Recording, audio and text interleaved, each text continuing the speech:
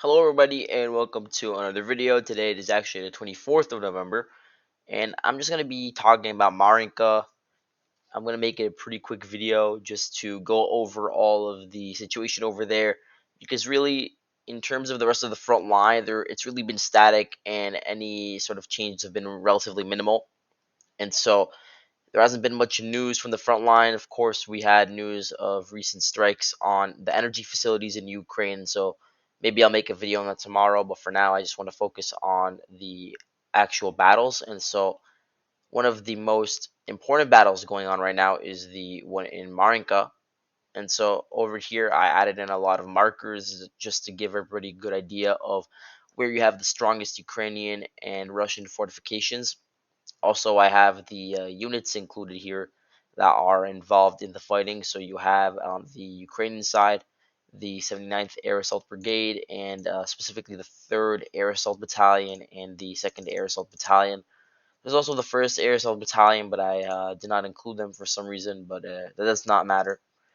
Here I have the 150th Rifle Division of the Russian Armed Forces. This is the unit primarily responsible for trying to advance in the sector. And so, really, we've seen fighting in this area for 9 months already since the beginning of the war. At the beginning of the war, the front lines, I would say, looked a lot like this. And so, really, the dividing line between the Ukrainians and the Russians was Oleksandrivka, this town over here. And for that reason, for a while, the Ukrainians were just holding up in the eastern part of Marinka. They got pushed back. I think it was during the summer, and that's when you actually saw the first sort of cracks in the Ukrainian line over here. And since then, they've gradually been pushed back. But this has been again a very gradual process because you can see that they still have a firm hold on at least a part of Marinka. Right now, the clash is obviously going on towards the city center and specifically around Drewsby Avenue, which divides the eastern and the western parts of the town. And so, at least in recent days, we've seen some advances from the Russian forces to areas that I had previously thought were under the Russian control, but I guess I was wrong about that. And so, let's get into some specifics. We have the secondary school. This is actually the first one. There are like three of them in Marinka.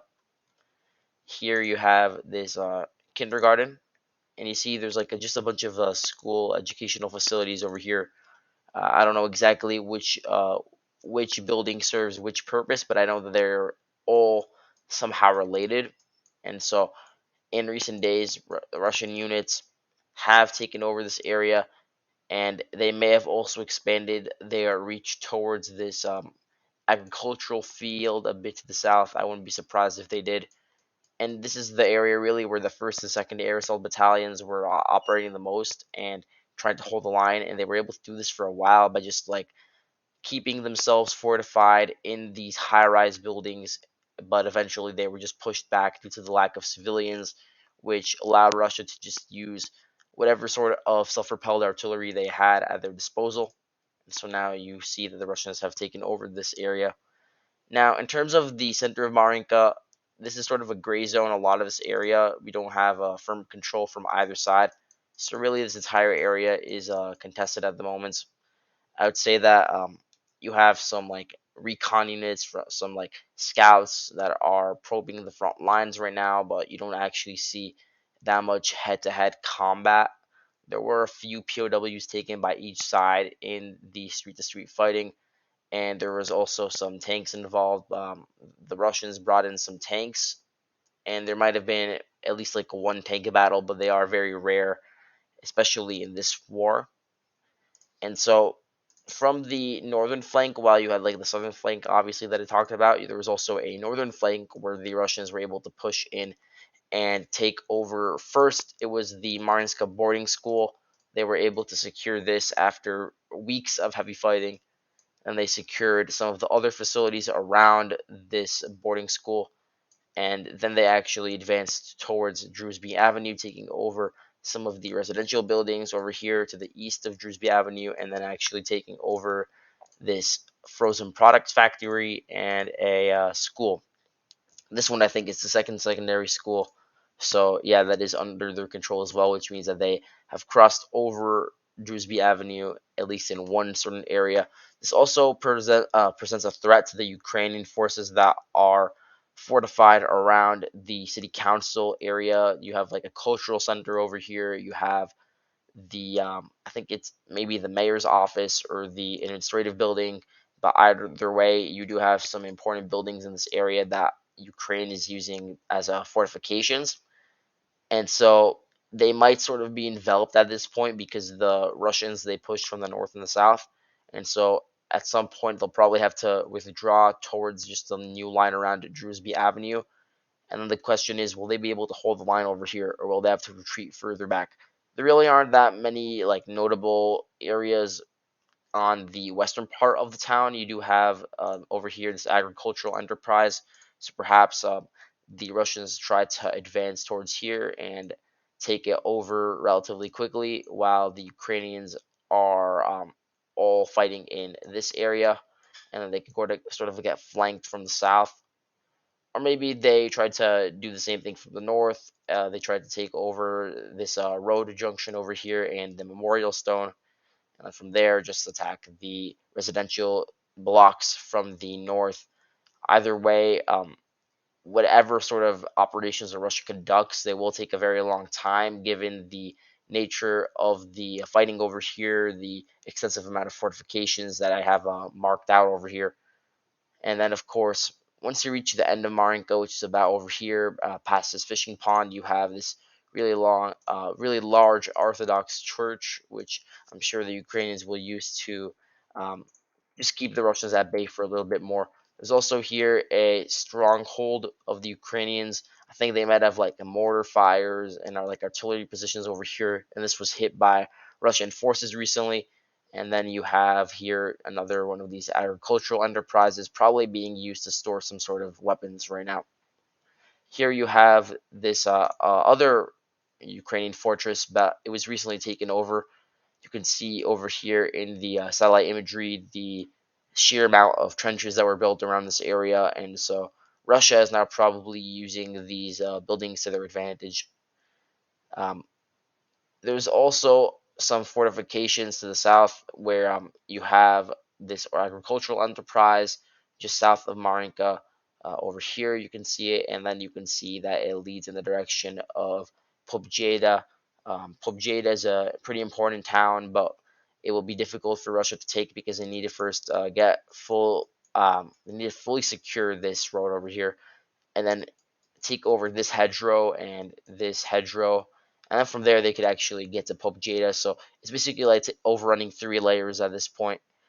And again, this is certainly something that Russia can do, but it will take um, minimum of a month to probably do at this point.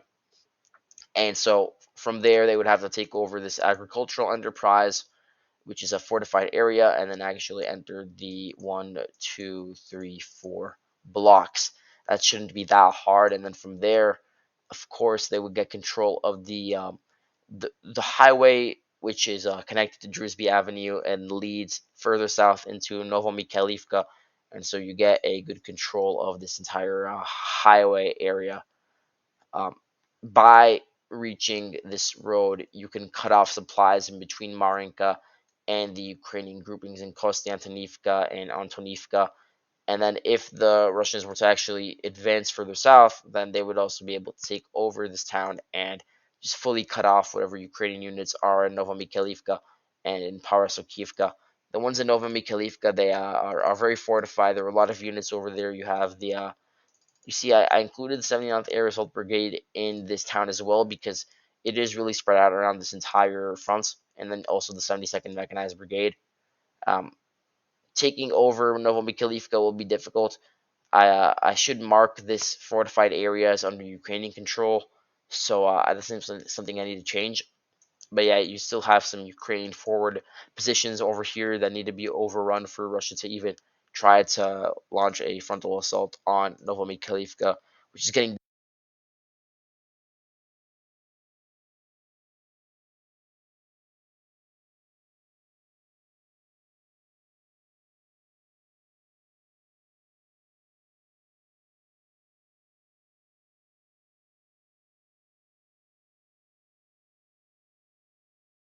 Very difficult for the Russians because of the units that are fortified over here. So you have like the 72nd Mechanized Brigade and also the 79th Air Assault Brigade. Whatever battalions that are not in Marinka are either in Novomikhailivka or further to the north in the Kremina Zvatove sector.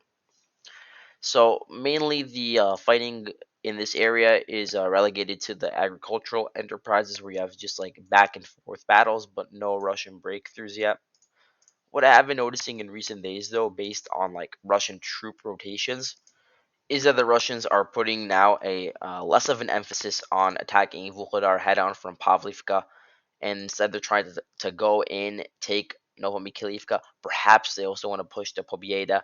The reason for this would be to then advance along this road, as I said before, take Konstantinivka, and then from there they can, of course, reach towns such as Vodiane and the mine shaft, and then from there the taking of Vuhledar would be much more easy because Vuhledar would be enveloped from two, three sides.